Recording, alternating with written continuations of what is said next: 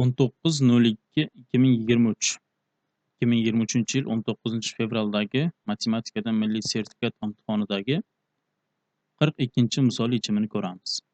ABCD kvadrat BD diagonalining D uchi davomida Y nuqta olingan va DY 3 ekan. A savolda kvadratning diagonali 18 bo'lsa, CY'ni so'ragan.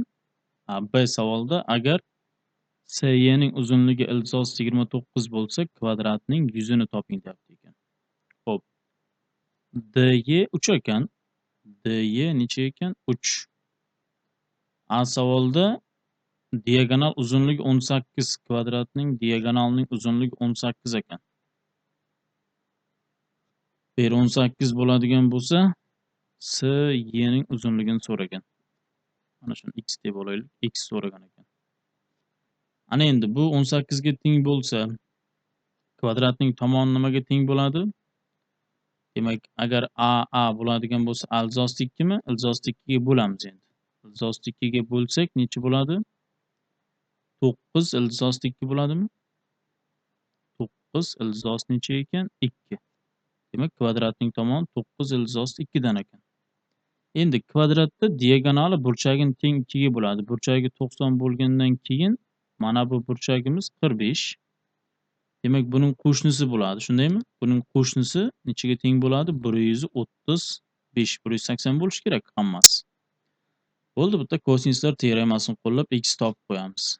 X ning kvadrati teng dy 3 ning kvadrati 9 plus ds 9 ildizosi 2 ning kvadrati 81 ko'paygan 2. Shundaymi? 81 ko'paygan 2 162 bo'ladimi? Minus 2 ko'paytirilgan 3 ko'paygan 9 ildizosi 2 kosinus 135. Kosinus 135 da nechaga teng bo'ladi? Minus ildizosi 2 taqsim 2 mi? Demak, mana bu plus bo'lar ekan. Ildizosi 2 taqsim 2.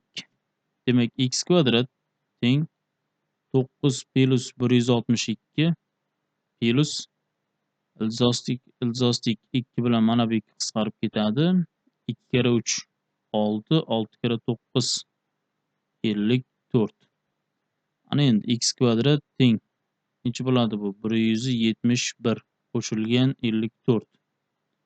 X kvadrat teng 5, 12 ning ikkisi biritildi, 225. Demak, x teng bo'lar ekan nechaga? 15. X degani CY'ning uzunligi 15 ga teng bo'lar ekan. A savol uchun javob 15. B savol. CY ildizosi 29 bo'lsa, endi buni o'chiramiz. Endi B savol uchun ishlaymiz.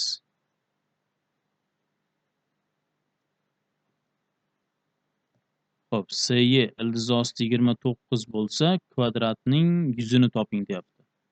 D berilgan 3 ga teng o'zi. Masala shartida berilgan mana. Endi teskari ishni bajaramizda. Kvadratning tomoni x desak, demak bu 45 bo'ladi yana. Bu burchak necha bo'ladi? 135 mi? Yana kosinuslar teoremasini qo'llab x topib olamizda. Xo'p, endi burchak qarshisiga ildizosi 29 kvadrat necha bo'ladi? 29 mi? 3 ning kvadrati bo'ladi.